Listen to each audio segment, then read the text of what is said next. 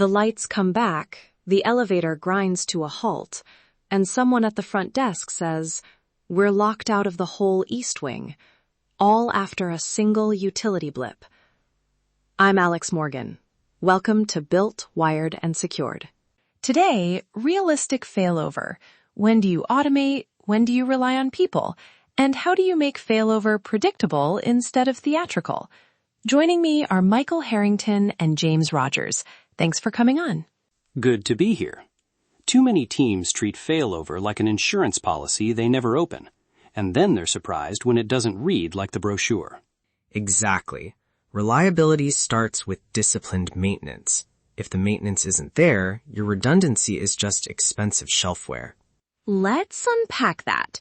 Picture a utility feed hiccup, a single blip. Right away, what typically goes wrong first? Often it's sequencing. Generator start delay or transfer switch timing. Those can be off by seconds, and seconds matter. Seconds. Got it. Give me a sense. How long are we talking before the building automation starts to misbehave? Sometimes 10 seconds, sometimes a minute. But even a 10-15 second missequence can cause PLCs to reboot, network devices to flap, and then you get cascading retries that choose CPU and mask the root error. Right. So, sequencing plus shared resources. Walk me through other common choke points. Name them and give us the realistic impact. Power is one. Undersized UPSs that only run 10-15 minutes under load. Network is another. A single core switch carrying VLANs for access control, elevators, and BAS. A single switch. And configuration dependencies? Systems that rely on the same authentication, or DNS, hosted in the primary data closet. If that service is down, multiple downstream systems choke at once. And don't forget people and process. A contractor left a system in maintenance mode. No one knew, and that normal work collided with the outage. Those are cheap failures, but high impact. That human factor keeps coming up. So where do you put automation and where do you leave humans in the loop? James, you're big on maintenance. What's your rule of thumb? Automate the predictable, repeatable, and easily monitored sequences. Generator start and life safety load transfer should be automated and validated. For oddball edge cases, keep a clear manual fallback. I want to push back there.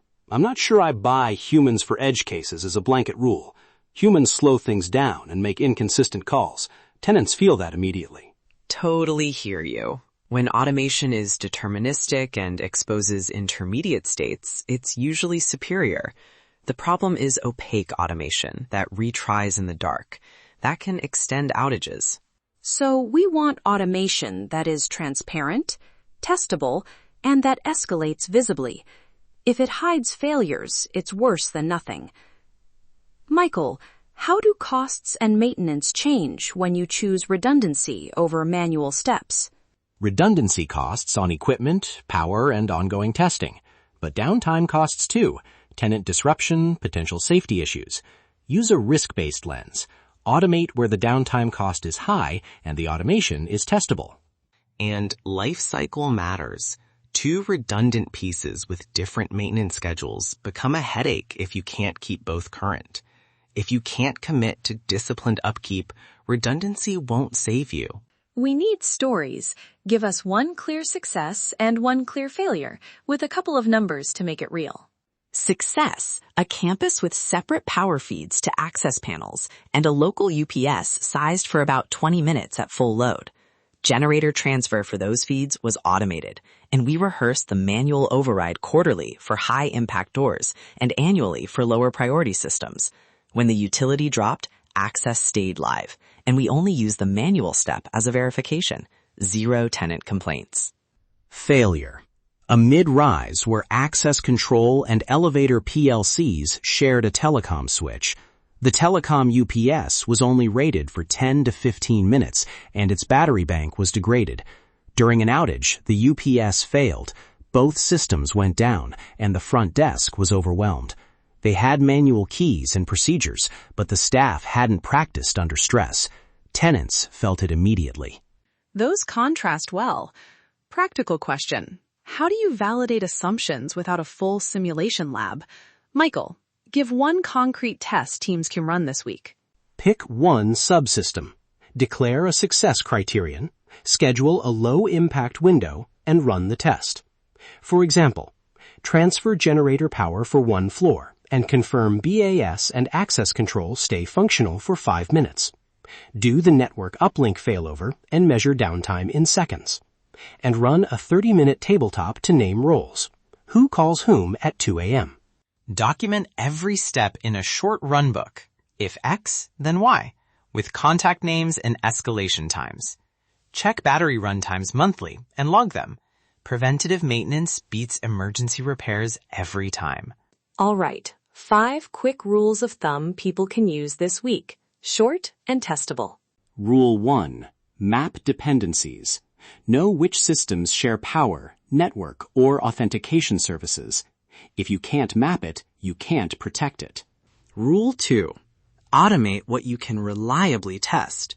If you can't prove the sequence in a controlled test, keep a documented manual fallback. Rule 3. Assign ownership and escalation. Name the person who makes the call at 2 a.m. and their backup. Then run a 30-minute tabletop to validate it. Rule 4. Maintain redundancy. Batteries, firmware, spare parts. Neglect erodes resilience faster than budget cuts. Check runtimes monthly and schedule replacements before they fail. Rule 5. Verify real-world behavior. See how doors, elevators, and alarms behave when a linked service is removed. Document the expected tenant impact so communications are accurate. Small checks reveal big risks. An undocumented VLAN, a single power strip, an ignored UPS alarm can be the difference between a hiccup and a full outage. Ask it often, what breaks if this goes down? Start small, win quickly, then expand. Quarterly drills on high-impact doors and an annual full system rehearsal for critical sites gives you measurable confidence. If you're listening and want a practical next step, download the one-page failover checklist from GDS Technology, run a 30-minute tabletop this week to validate one assumption, and share the results with your cross-functional team. That short loop, map, test, document, moves you further than a year of uncoordinated upgrades. And keep asking, what breaks if this goes down? If you can answer that in plain language, you can prioritize fixes rationally. Trust the process. Keep maintenance disciplined. Make failover a design decision, not an afterthought. That wraps up this episode of Built, Wired, and Secured. Today, we focused on making failover predictable through visible automation, practiced manual steps, and named ownership. Thanks for spending a few minutes with us. Built to last, wired with intention, secured for the real world.